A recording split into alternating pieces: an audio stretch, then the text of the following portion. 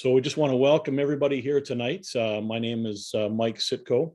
I'm from the Brandon area of the province, and we are so glad to have you all with us tonight. I'm one of the steering committee members for the Keystone Party. And tonight we have a couple more members of our steering committee with us. Our keynote speaker tonight will be Charlene Hancock-Snow. You can see her down there in the bottom of the picture frame there. Just to give them a wave there, Charlene. And also our other speaker tonight, as we are covering the topic tonight of, we're going to start town halls talking about our guiding principles. And we've got 10 guiding principles that undergird and inform all manners of party conduct and governance policy within the Keystone Party of Manitoba. And so we're going to be, this will be our first town hall where we're going to be focusing specifically on introducing our 10 guiding principles.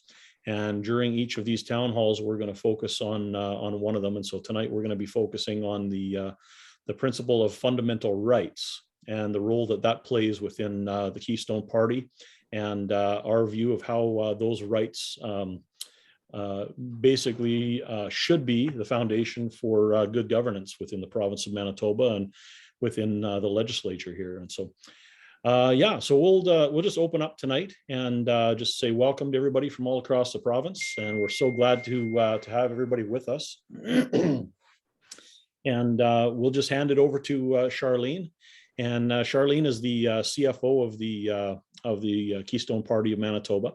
And she also serves on our steering committee as well. And we're so very glad and grateful to have her helping with us and working with us. She's extremely diligent and just one of the best administrative officers that I've had the pleasure of working with in the last little while. And so it's just been great getting to know her and hearing her heart for the people of Manitoba and for governance and for the vision that each of us carries as a Manitoban and wanting to see better government in our province. And thanks so much for being here tonight, Charlene, and for taking the time to share your heart with us. And why don't you take it away? Thank you, Mike. So as Mike has mentioned, I am the Chief Financial Officer of the Keystone Party. I am also one of its founding members. My position with the Keystone Party includes keeping records of income, expenses, transfers, assets, and liabilities. I'm the person that's responding to your emails and corresponding with Elections Manitoba.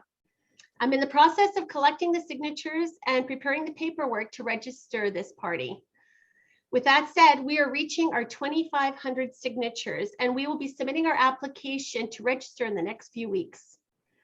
So let me start by telling you a little bit about myself. I was born and raised in the city of Winnipeg, later moving out to Dominion City to my husband's family farm. And for the last 15 years, we have been living in the town of Grunthal in southeastern Manitoba, where we have raised 7 children and where I'm currently homeschooling my youngest 2.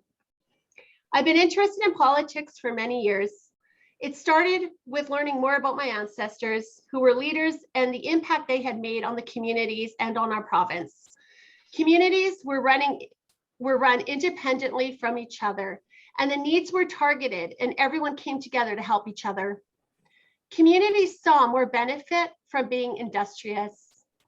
As the years went on, our government has slowly transformed into what it is today, a government that is no longer working for the people, slowly taking more control away from our municipalities and our people here. In December 2020, I started with a Zoom group that was working together to build a political party that would represent the people and run in the next election. Restrictions and mandates were not going away. The government was making decisions that weren't healthy for Manitobans and our economy. So it became so evident that the rights and freedoms as Canadians were being trampled on. Something inside me woke up. I had to get involved, and it was just time. A group of like-minded individuals came together each week to form the Keystone Party of Manitoba. Since then, we've been exploring ideas and working with advisors to build a party that will be truly grassroots and work from the bottom up. So what do I mean by that? When we look at our communities, are your MLAs available? Are your concerns answered in a timely manner? Are your representatives actively part of your community and aware of what's needed in your community? Are programs targeted to what your community needs? Is the government managing the services in your area from the provincial level, from their offices? Communities are the best experts to determine what is required for them. They live there. We have a variety of cultures that have different beliefs and traditions. We have different resources in the different regions of our province. So why doesn't the government direct more decisions to the municipalities and their communities? Why don't they budget accordingly? As a steering committee, we asked ourselves, what would benefit Manitoba, sustain it, and grow the economy while uniting and healing our communities? How do we create a strong grassroots party? Government should work for the people. So I'll start by a summary of our structure of the Keystone Party. So the Keystone Party will have 57 constituency associations. These are considered to be the powerhouse of the Keystone Party. The associations are then grouped into 14 regional districts. Each district will elect a member to sit on the Keystone Party Board of Directors, with the exception in the beginning of the founding steering committee members who reside in a certain district. They will hold a seat for the first year or two. Now, if you think about it, board members will represent the vast areas of Manitoba. The board of directors are responsible for the daily operations of the Keystone Party. This is a grassroots structure. Members can make recommendations to influence the political and operational divisions of the party. So how are they going to do this? They will do this through regional conventions and through their representatives. Each constituency will have a president, and that person will sit on the provincial council of the Keystone Party. The provincial council is an advisory body empowered to make the recommendations to the party president and the leader, depending on the recommendation. They will meet semi-annually.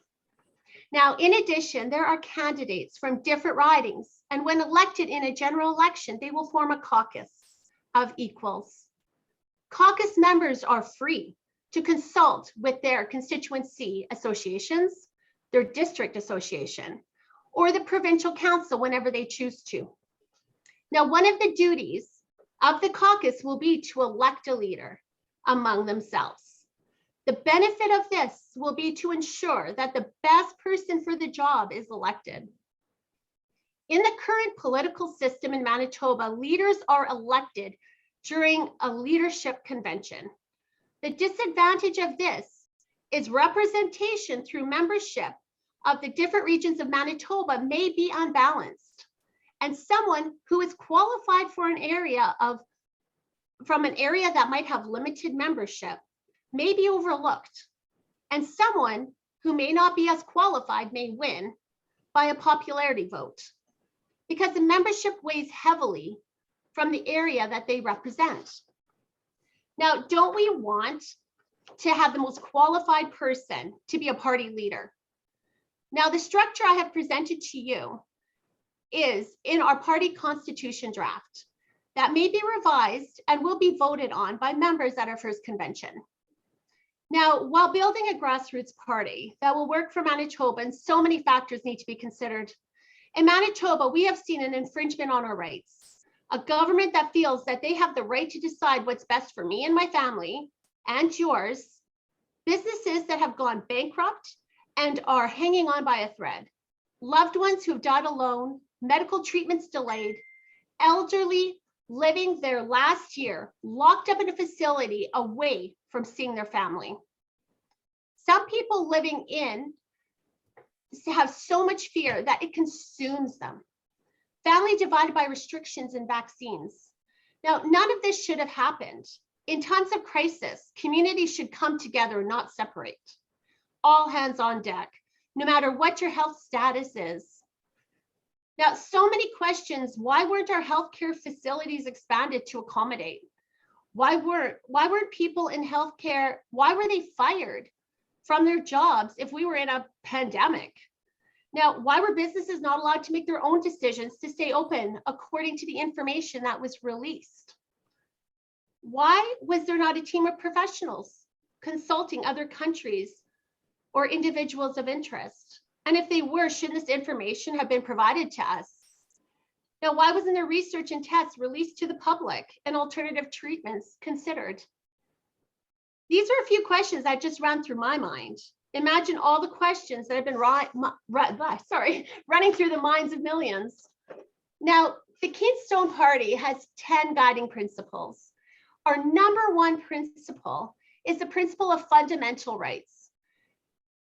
This principle is stated as so: we believe that legislation and policy must conform to the fundamental rights set out in number one, the Charter of Rights and Freedoms embodied in our Constitution.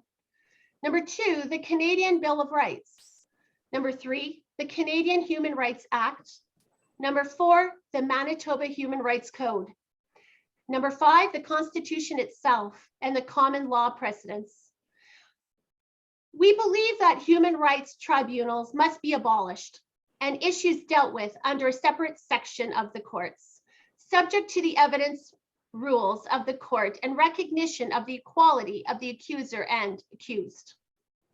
Now, the Keystone Party believes it is the government's responsibility to safeguard the rights of their citizens. Our future generations depend on us to do everything we can to protect those rights. Canada was a free country, envied by so many other countries that were crowded and too expensive to live or to own anything in. We had the freedom to travel and associate with whomever we wanted. The government has crept slowly in and is taking away these rights that we have fought for. We are freedom-loving people who were known for saying sorry all the time, for loving and supporting each other. Years ago, when Manitoba was created, families worked together. They were having barn building parties. They were bartering. There was support in raising each other's children. People came together to build community. There were times of conflict and hardship, but not all conflict is unhealthy. We learn from each other. We learn how to do things better. We learn to work together, to accept our differences or walk away. People rose and stood up for what they believe in. We need to get back to basics, build Manitoba stronger. Please take time to read our principles. They are available on the website. In the last 2 years, there has been damage to all areas of our province, and this has impacted every individual in different ways. Many have lost loved ones and businesses. Family and friends have become divided. While we cannot replace loss, we can offer change and hope for Manitoba. The Keystone Party believes that we are stronger together when we unite. Every Manitoban has a God-given gift that was given to be shared, and what is yours? My gift is the ability to work with a variety of people, to facilitate and organize committees, to accomplish what needs to be done, to research and dig to find answers, a financial background with an aptitude for numbers. People may look at me and say, she's just a stay-at-home mom that is homeschooling her children. But keep in mind, when we look at the surface of people, we may be limited in our vision. Look deeper and you will see a woman that has lived a life of many experiences, some good and some very difficult. Things that have made her a warrior, a woman that is using all the things she has learned through her education and working in her community and in the workforce. So I encourage you to look inside to see what you can do for your province. Being the most qualified person doesn't mean that you are the person with the most degrees behind your name. It's the person with the best knowledge and experience to serve in that area. Manitoba has an abundance of qualified individuals to serve in their communities. What can you do to help your community, to help your province? Some might feel helpless and may not know. Maybe what you need to do is just be the person that spreads the word or donates or just support your neighbor. Be kind to those who are suffering. Get involved on a committee, run as a candidate, or volunteer for our party, or just volunteer in your community. Manitoba has so much diversity, so much knowledge and experience. Imagine if we come together as a province, what we could do. It will take a village to make change. Once registered, we will be moving quickly and forming committees focused on the different areas of our province and the needs of our party. We will be sending out updates. So if you feel you're being called to help us make change by participating on a committee or becoming a candidate, I encourage you to email us at info@keystonepartymb.ca and summarize your areas of expertise and how you'd be willing to help. I'm the person that is currently answering your emails or forwarding them to another committee member. I will take note of those that are interested and create a database and contact you as soon as we're forming the committees and when we will be looking into our candidacies. Thank you for your time, and I look forward to working with you.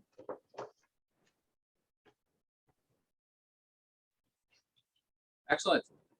That is so good. Excellent. Thanks so much, Charlene. That, wow.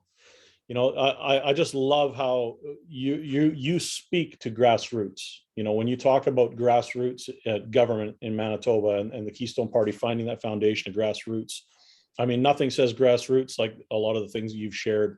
And it's just so refreshing to see people who just have good common sense and just want to see that common sense applied into government, and to see government waste and just so much of the silliness that we see going on in government today just set to the side, so that we can actually have a good working government with just common sense people taking a common sense approach to life, and working together for good governance that benefits everybody in our province. So thanks so much for sharing that tonight. We're going to add in here another one of our steering committee members, Donnan McKenna. Donnan is a retired police officer here in the province of Manitoba. And Donnan has a fair bit of experience when you begin to talk about things like the Canadian Charter of Rights and Freedoms and the Canadian Bill of Rights, and a lot of these things like the Human Rights Act. As police officers, the police officers are charged with the protection of those rights. And that's something that's become a really hot button topic in the last 2 years, as we've seen a huge divide happening even amongst our law enforcement community, with a lot of police officers taking a stand and standing up against the outright abuses that we've seen taking place against the Canadian Charter of Rights and Freedoms and the Canadian Bill of Rights, and basically our government and organizations just outright ignoring the Bill of Rights and the Canadian Charter of Rights and Freedoms, to the detriment of our Manitoba population.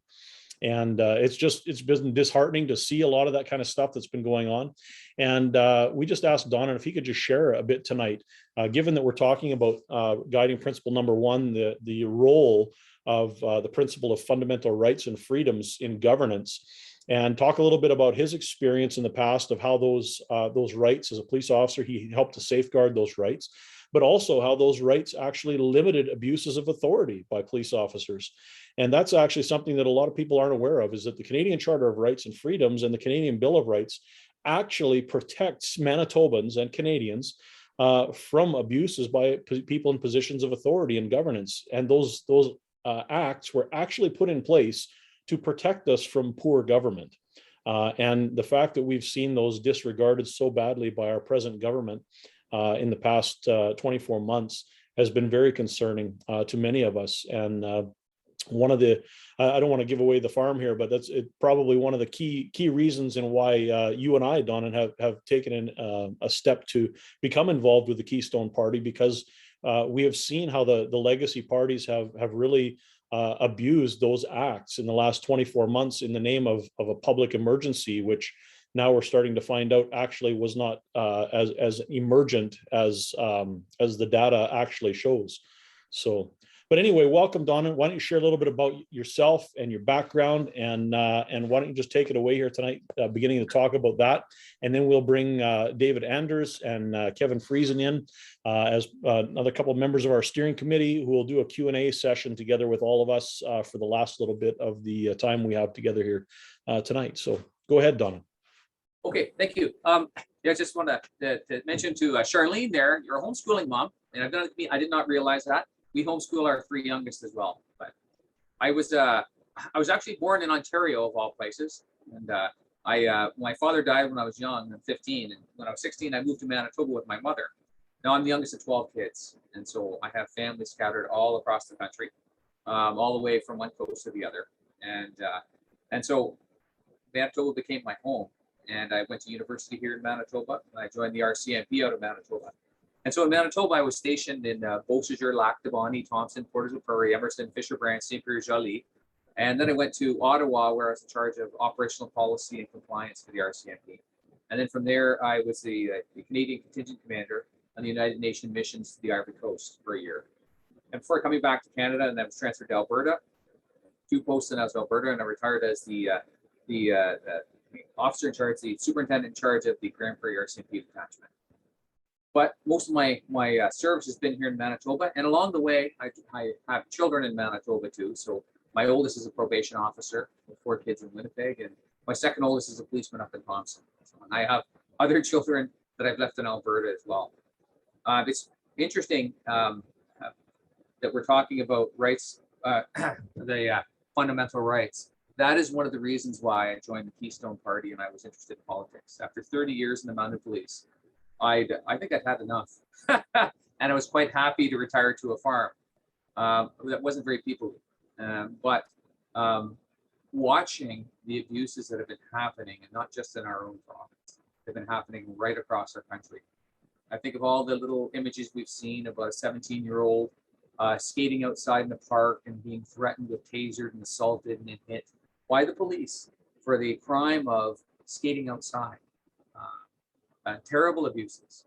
Now we have Section 7 and 8 of the Charter of Rights and Freedoms. Section 7, we have the right, guarantees the right to life, liberty, and security of the person. And that one is it's a very important one. And it's fundamental throughout my career. I've seen how bad things go when that has been disregarded. Now, when I was in the Ivory Coast used to be known as the Paris of Africa. But they went from one despot to another, and any of the constitutional protections that they have were ignored. Now, I see in our own country, this has been happening as well. It's happened right here in Manitoba, where I see businesses have been shuttered. And then customers are all funneled to large box stores, whether it be Walmart or Costco. In fact, churches were shuttered. And I found that the most egregious, we have a small communities where there's maybe 30 families attend a church for 1 hour per week on a Sunday. And then maybe some other activities. That was unacceptable and dangerous. However, everybody in the church can go to Costco and have a hot dog and that'd be okay. So we've seen the rights of Canadians to make decisions for themselves. And that's one of the things that really attracted me to politics, because I have to do something. I have 7 grandchildren, and I would like a freer Manitoba. I would like a freer country. And I think the way that we are going to get our country back is in steps by one, dealing with the province and actually forming a party that's for the people. And that's one of the things about the Keystone Party, is that you don't have the opportunity for somebody who has a lot of money to suddenly come in and take over. I'm going to be the premier. This doesn't mean that someone who wouldn't be, but you can't, spend hundreds of thousands of dollars and take over a party, and you can't rule as a dictator, because every area that votes for an MLA, that MLA has a say and they're part of the caucus, and that is very important. And I've talked to MLAs who have had no voice and they have no power, and it's not the way it should be in a democracy. And of course, our parliamentary system At one time, if you didn't answer questions in Parliament, people in your own party would stand up and say, listen, answer the question. But that's not what happens. So it doesn't happen in the legislature, it doesn't happen in our House of Commons. Now we have a system where a direct question would be asked, and if the minister doesn't know the answer, well, they'll go on about what a great government that they have, and or they formed, and all the great things that they've done, and how all the problems that the province or the country is facing is because of the last government from 7 or 8 years ago. It's all ridiculous. And the parliamentary system was never meant to be like that. The Speaker of the House would hold people accountable. It doesn't happen anymore. At one time, we had the Queen's representatives, and there was a balancing of power, but unfortunately, that seems to have gone out the window as well. So it's time for us to change things, and I think the way fundamentally to change it is give the power back to the people. The power back to the people who elect their MLAs, and those MLAs will have a say on what happens in government. But talk a little about fundamental rights. Our Constitution, I think, was beautifully written. I think it was very, very well written. Right. But the problem isn't so much the words, it's the people. And it's the people that are enforcing it. And one thing I've learned in policing is what you permit, you promote. And so I've seen a lot of abuses going on. I think we've all seen the video of that man. He was about 5 foot tall, elderly man who honked his horn, and he was dragged out of the car, he was arrested by the police and manhandled out in Ottawa. That is happening. And what is the consequence for those officers? For as far as I've heard, nothing. We've had people being trampled by horses. Now, riot horses were brought out against a peaceful protest. That's unheard of in a democratic country. Riot horses are for riots. They're not for peaceful protesters. And you don't run people over. And I've seen lots of abuses where of our systems where the police have been politicized, and the police should be independent, and that hasn't happened. I think it's time for us to take back our municipalities, take back our province, and eventually take back our country as well for the people. And that the best way for us to do this is an election. So, Mike, Yeah, right on. That's excellent. Excellent. All right, I'm just going to enter one more question here we just had come in. If you have any questions, by the way, I should have mentioned this earlier. If you're watching and you have any questions, feel free to throw them down in the chat there, and we'll do our best to get to them tonight.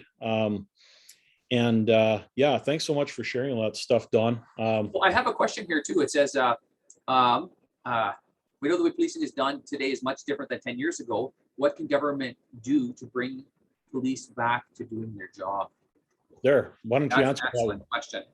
Well, I think that's a question that's going to be right across the country. One of the things I've noticed is about a lot of police forces are governed by police boards, the municipal ones, and then of course we have the appointment, whoever is the top provincial police officer, in this case in Manitoba, the RCMP. That's done through government as well. And so I think that maybe government needs to take a little more of a hands-off approach to policing. And unfortunately, when you choose who the boss is going to be, then they can guide how the police force is going to react. And I look at lots of examples across the country. You look at Calgary police; they have gotten terrible reputation. How many pastors they've arrested, gone after pastors. Mm-hmm. There are violent criminals. There are people who are stealing. There are people that are robbing, and that is where catching the bad guys. That is where police resources should go to, not for chasing someone down because he may say something that you don't like. Yeah. Or feeding the homeless. Yeah. Yeah, and I think that's such a great illustration there, Donna, as well, because when you think about it, I mean, obviously, there's something going on between the political class and the upper echelons of the police departments when you see something happening like what's happening in Calgary right now, or even what we saw happen in Ottawa, where, I mean, there needs to be legislation. And we had a question come in. I think we'll get to this one later. This is a really good question. But what are some of the specifics that can actually make some hard red lines in stopping some of this stuff. And I think this is an area where there needs to be some real hard lines. And I think that in Manitoba, we need to see legislation put in place by government that basically limits the ability of politicians to direct policing resources. When we appoint a police officer, a police chief, there should not be political interference trying to tell the police officers what to do. We have the Criminal Code of Canada for that. That's what the Criminal Code exists for. That's what acts and legislations exist for, is to inform the police. This is what government has set in place. These are the laws and the policies that need to be enforced.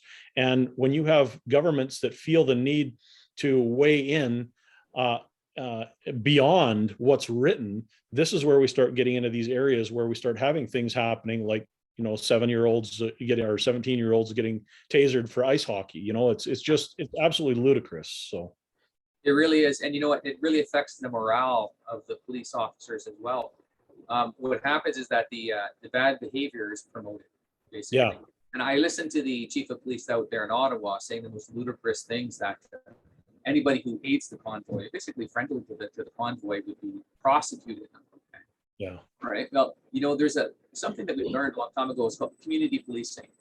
Yeah. And it was Sir Robert Peel came up with this concept that the police are the community and the community are the police, and that is the best form of policing, because the police represent also the best interests of the community, as opposed to being the arm of retribution for the government, and that is just wrong. We need a separation between the police and our politicians. Yeah, absolutely. No. And one of the ways to do that, consequences. So when a chief of police gives orders that violate our constitution, that whether the police chief does it or not, there's consequences to him immediately. Yeah, absolutely. Yeah, and same thing with politicians. If politicians start injecting themselves into areas that are not their responsibility, there needs to be consequences for those politicians as well, and that needs to be legislation that's put in place. So, good fences make good neighbors. Isn't that the stay on their side of the fence. Oh. All right. Well, let me bring the rest of our steering committee members who are here tonight with us into the conversation. And so we got Charlene. We're going to bring her back in here, and Kevin, our current party leader of the Keystone Party. Welcome, Kevin, and David Anders as well. David, we'll bring David in here tonight.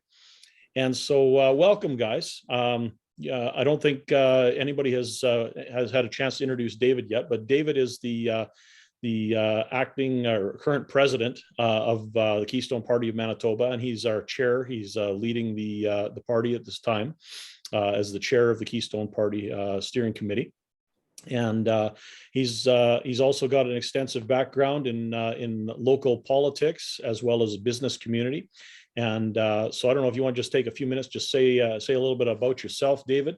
Kevin introduced himself last time, and everybody else they've heard from everybody else here a little bit. But just take 60 seconds, just give us a highlight of who you are, what you do, and then we'll get into some Q&A here.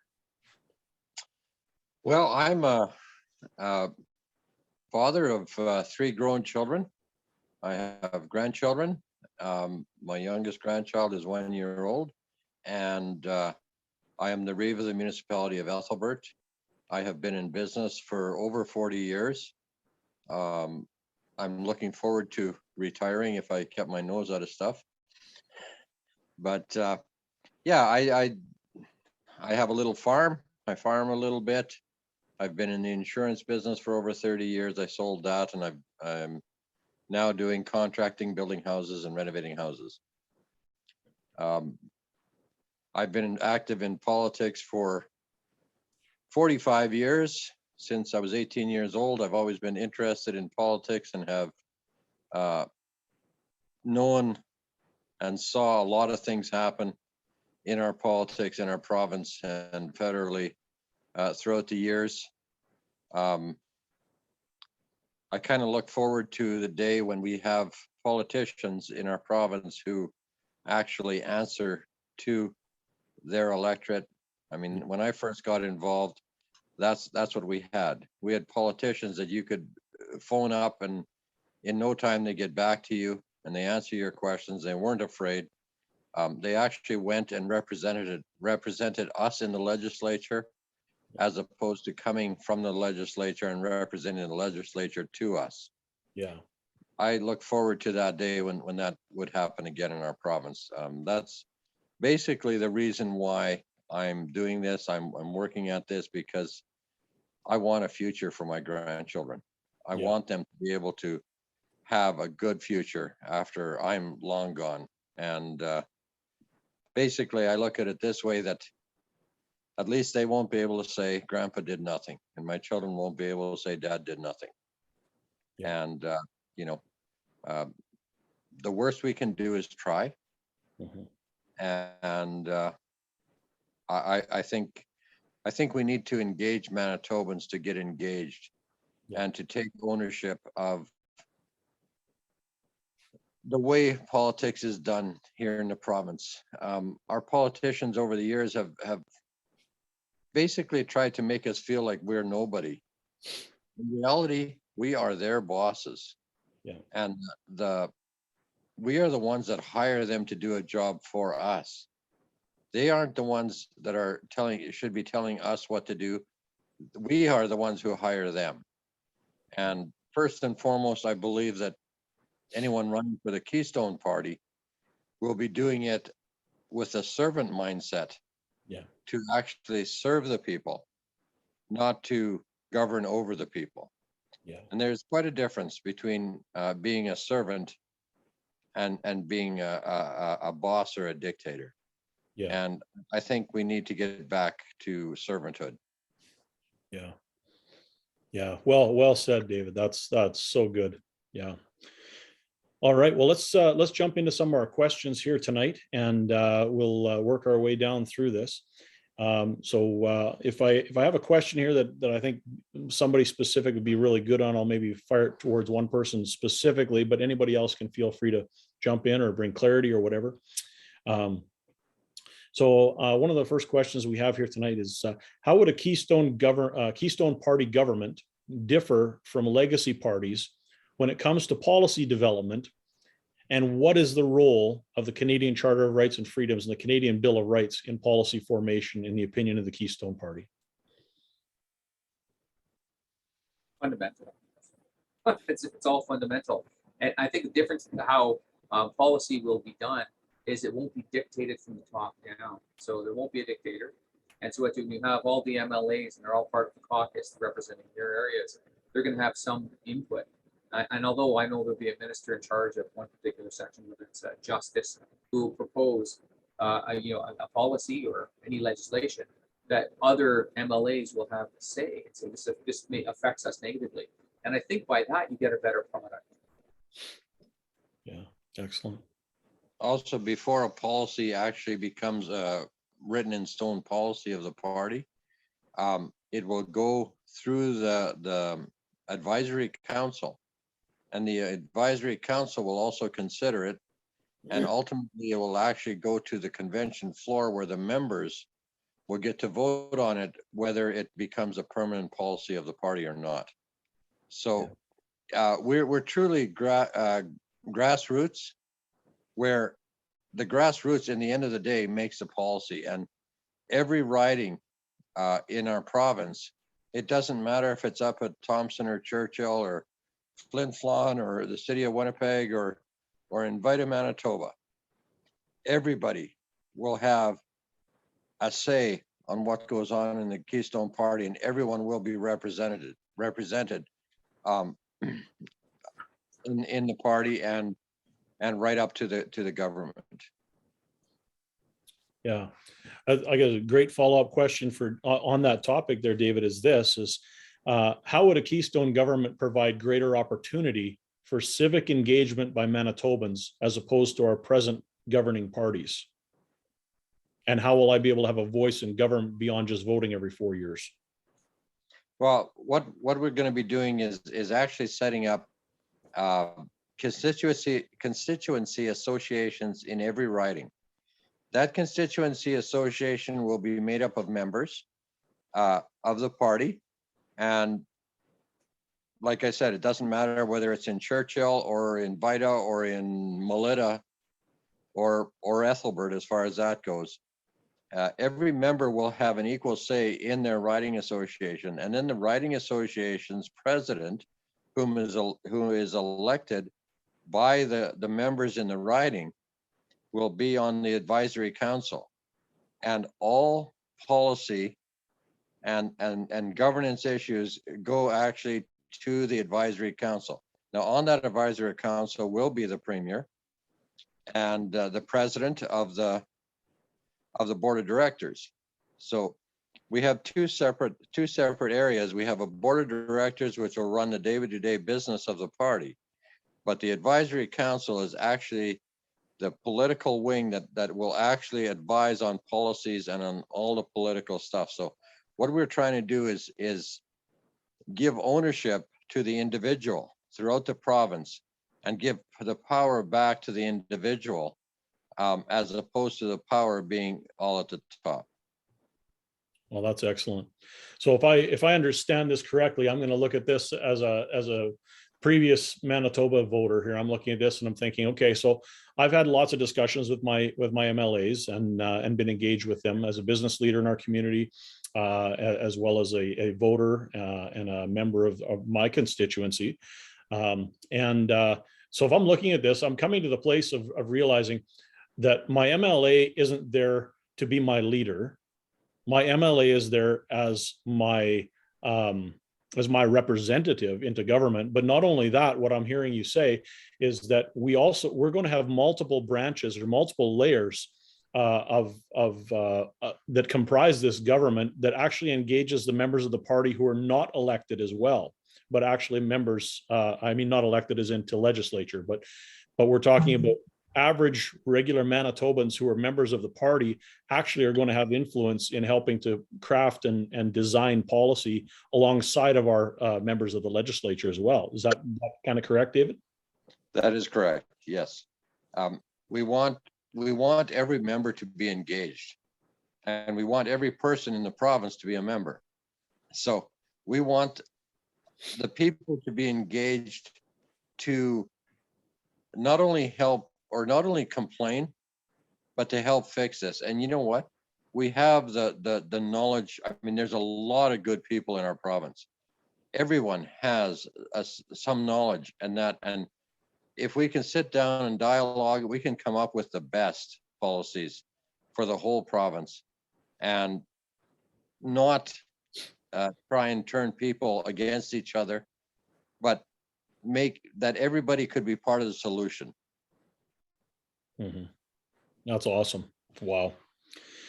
All right, let's clue into another question here.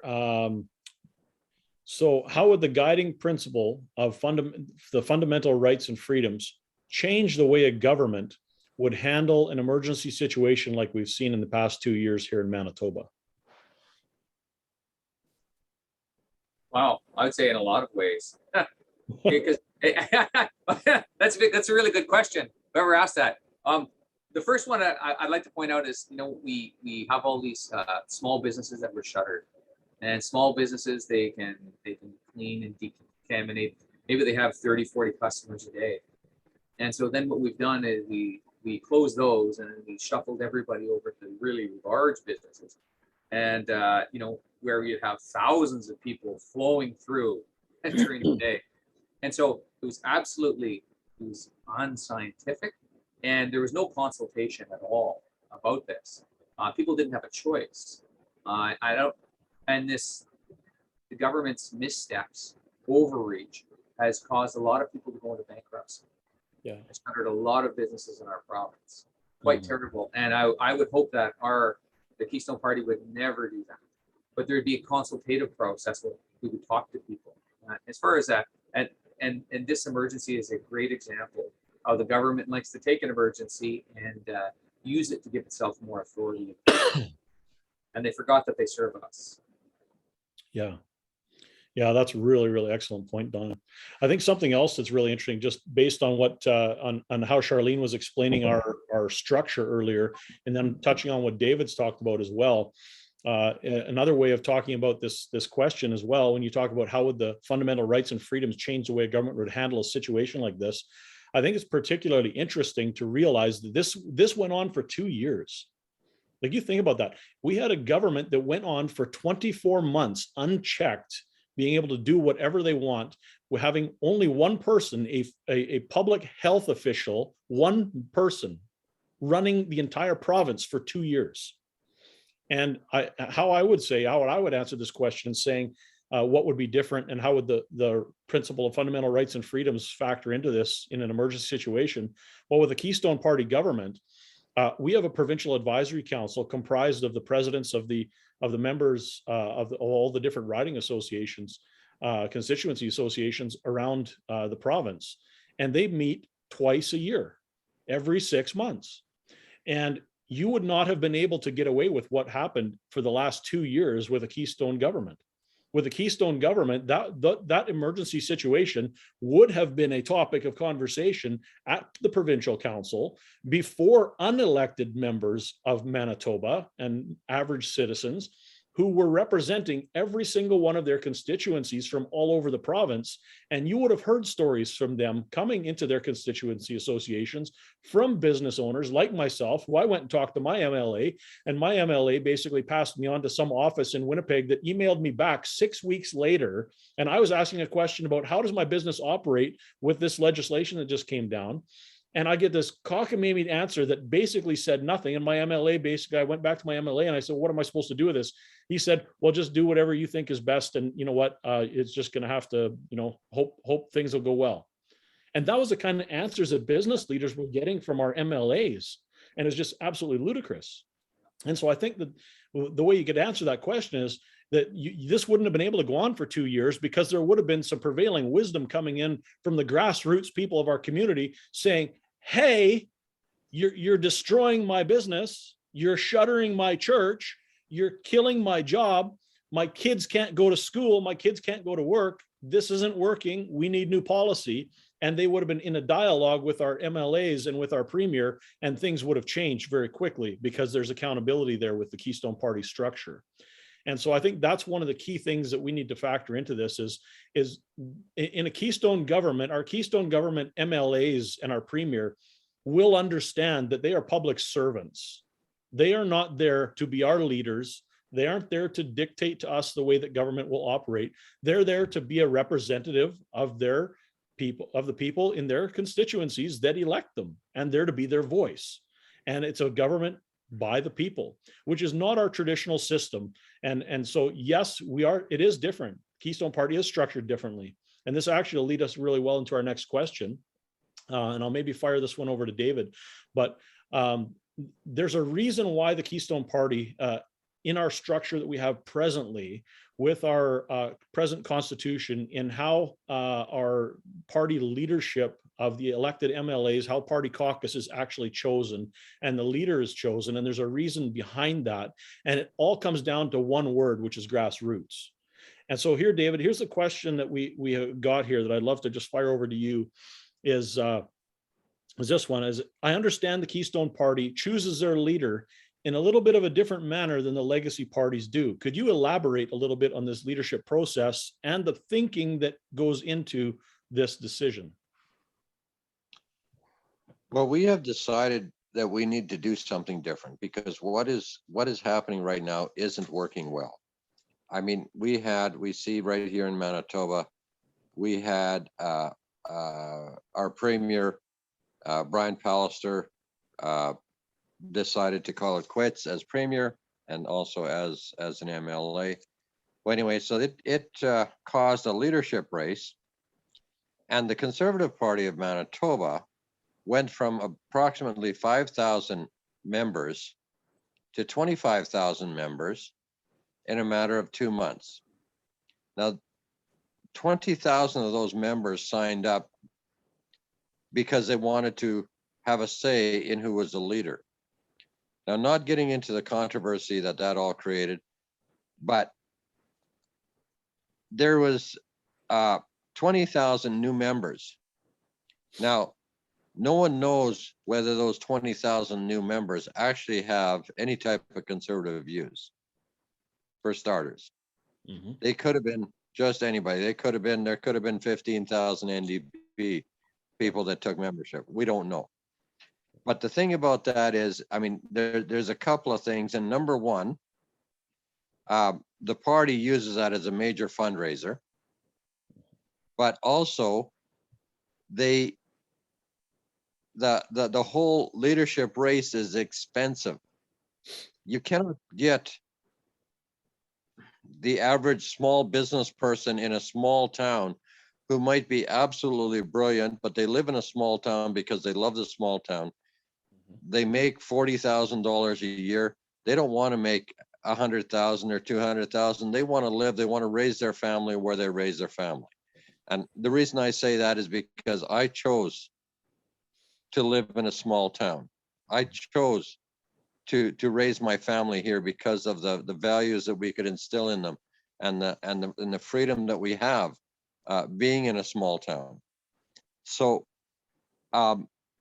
that basically the leadership style that they have precludes a really lot of people because it's terribly expensive. I mean, $100,000 doesn't even get you started on a provincial campaign for leadership of a party, of the existing parties. So of the legacy party. So you need to have over $100,000 to even just get started. And that precludes a lot of very, very good people and probably a lot of ordinary people Mhm. from actually doing it. So that is a problem. The number two thing is that and Shadow Davis talked about this on his show the other night about how the parties, and I know Shadow doesn't understand our system quite enough, I think, but he talked about this, how the legacy parties, their way of choosing leaders sets itself for actual dictatorship, Mhm.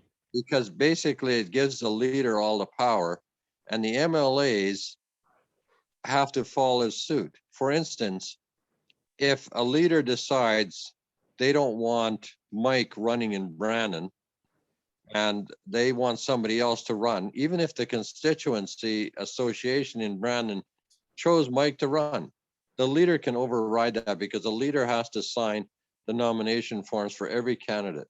Yeah. The power is just also, if the leader doesn't like what one of the MLAs says, or one of the MLA argues about something, they can kick them out of the party. Mhm. The leader can do that, which is not right. It should be up to the whole caucus. And the whole caucus answers also to the board of directors, but also to the Provincial council. advisory council, the provincial advisory council, Mhm. and which answer to the constituency associations. So, I mean, in our constitution, the candidates are selected in the riding. They're not selected by the leader. Mhm. Also, our whole system will promote people voting for the best candidate in their area, Yeah. not for the leader of a party.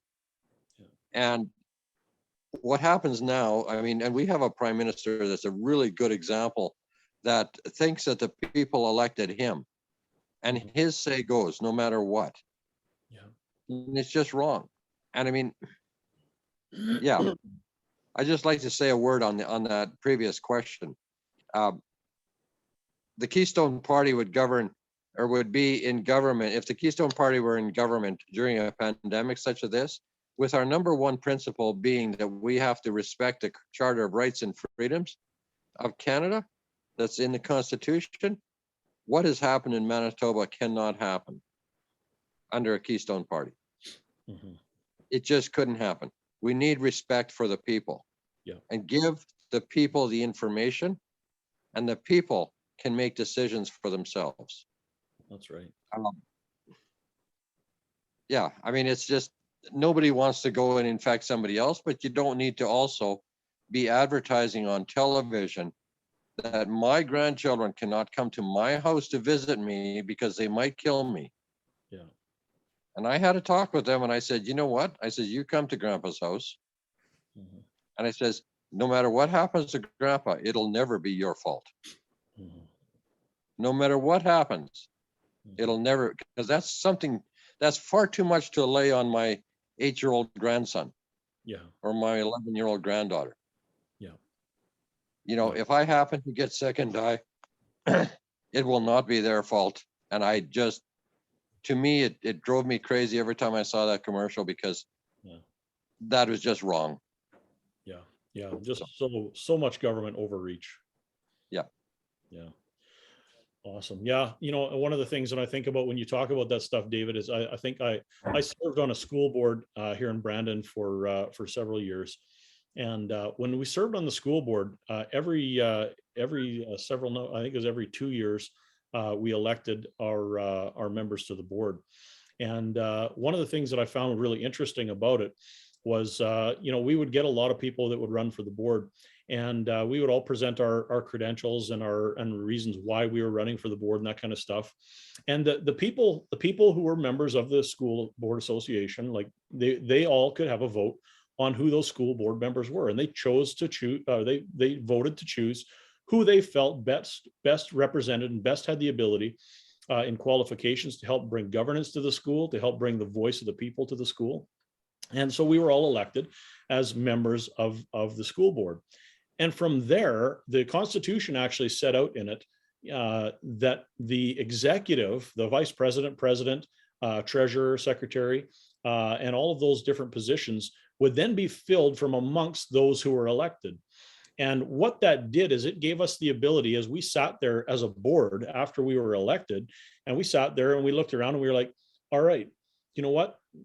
Bob, you have excellent skills in leadership, and you've got all this background in business and this kind of stuff, and your background, all of your stuff filters perfectly into and is really suited well towards leadership. And so we think maybe you should be the president or you should be the chair. And we would all vote on that. And there might be somebody else with some financial background experience, much like Charlene. And so we're sitting there and we're saying, you know what, why don't you become, the secretary treasurer? And, you've got the experience, you've got the background. And part of that is part of the reasoning behind the choosing of the caucus, the way the caucus is chosen, and the way that the leader is chosen is, the best person to lead our province, like David said, might not be the person with the biggest bank account and the biggest ability to put out commercials and advertising and secure people. It might be somebody from Thompson. It might be somebody from Swan River. It might be somebody, from Ethelbert, anywhere.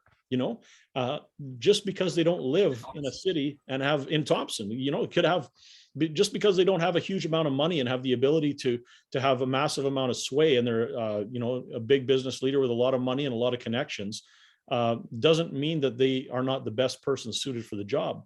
But we're choosing them from people, the executive or the legislature and the premier, and those caucus positions that get chosen are being chosen by people who've been elected by the people. And I think that goes huge. And especially when you come to the place of understanding and realizing that you're actively engaging members in this party on an ongoing basis, unlike what David was describing, where you have this swell of people where you don't know what party, you don't know what background, you don't know what value system these people who are all taking out membership, what they have, and they're all voting for the premier. Like, it's just crazy. And so this system is intentionally constructed and architected specifically to make sure that the person best qualified and best suited with the best real life experience has the opportunity to be voted upon by his fellow MLAs to be put into the position of trust and authority that we call the premier, and that we have in these other offices. So That's correct. Yes. Well, we're at the top of the hour here. We want to respect everybody's time, and there's a bunch more questions that'd be great to get to, but I guess we're going to have to wait. We're going to be doing this again in 2 weeks' time, correct, Charlene? Awesome. Yes, we are. All Sorry. right. So, you know what? Invite your friends, invite your family, send a link out. We'll put the link out on the Keystone Party Facebook page. Kevin, why don't you wrap us up with a few thoughts? Yeah, no, it's I've been quiet this whole time, totally intentionally. I'm so excited to work with this team that we have here. So that this party hasn't been built by the leader. The party hasn't been built by the chairman. It's a total collective group, and that's been shown really well tonight. This is only a small part of our steering committee, and so it's really important. And I think it kind of came through in the last little bit that the people of Manitoba don't focus on Kevin Friesen if the intern leadership goes further than what it is. It's really important that you focus on you Manitobans building this party. And no, I'm proud of the team that I have. 4 of them are here tonight. Our plan is to introduce another 4, probably at our next town hall. And yeah, share this. I know a lot of people watch this later. This is recorded, and so look out, Manitoba. You are building something pretty important here. We aren't building this. You Manitoba are building something really important here, and it's something that we're all going to be proud of. Yeah, so good. So good. Thanks so much, Kevin. Thanks, everybody. Next week after next, we will be back here Wednesday nights at 7 p.m. And also keep a lookout here. We will be having actual physical meetings in different jurisdictions around the province. Stay tuned. Subscribe to our mailing list on our website if you haven't yet, and you'll get updates that way. And keep an eye on our Facebook page and our Twitter accounts as well, and you'll get updates there as well. But when we come out to physically meet and greet everybody into the areas around Manitoba, we're looking forward to being able to actually get together face to face with people and say hi and find other great members who can be part of this party and part of this government moving forward. So thanks, everybody. Have a great night. Mike.